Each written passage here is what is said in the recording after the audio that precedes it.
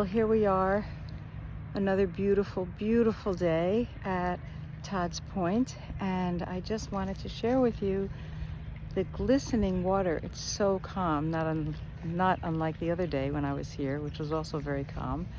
And maybe you can see the group of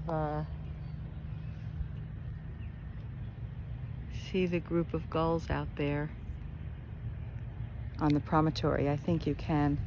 My inspiration today, and I'm so glad to share it with you, is that sometimes we seek calm and we have to go outside to realize that it's inside. And sometimes that's just fine, because if there's so much going on and it's so busy and it's loud and it's noisy and it's chaotic, find a place that is filled with calm and beauty and quiet and go there. And then just let it be absorbed and let it teach you what the internal calm is all about. So thanks for joining me on this Nature Walk Talk. I'll see you soon.